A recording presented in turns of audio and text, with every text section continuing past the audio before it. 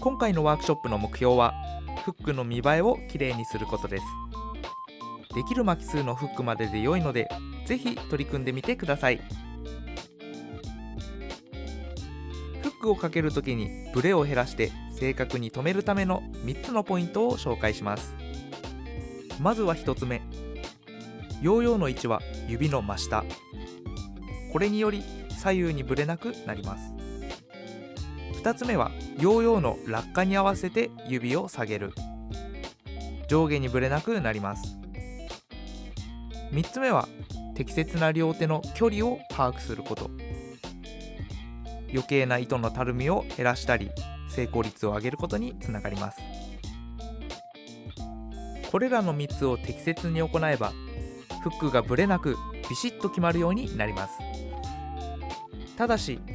指の真下にヨーヨーを置くためには糸を十分に飛ばす必要があります。フック自体が少し難しくなるので、ある程度それぞれのフックの成功率が上がってから挑戦してみてください。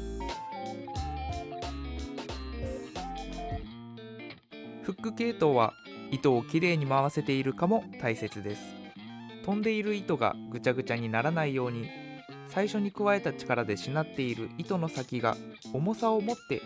無理のないきれいな円軌道を描いていれば OK です。また、糸を引くことと叩いて加速させることで巻き数を増やせます。 2.0 フック以上では両手を近づけて両手とも同じ動きをするのがとても重要です。反復練習をしながら糸を引いたり指を下げる力加減とタイミングを覚えていきましょう。今回のワークショップとは反対に、このようにあえてフックの糸をかける位置を真下にしないで左右どちらかにずらすことで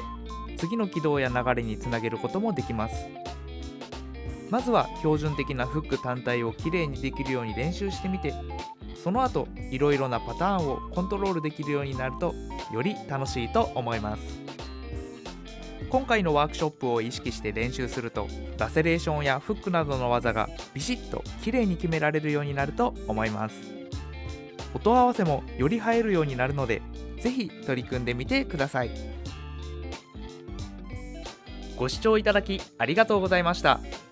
この動画が参考になったという方は、ぜひチャンネル登録、高評価よろしくお願いいたします。それでは次の動画でお会いしましょう。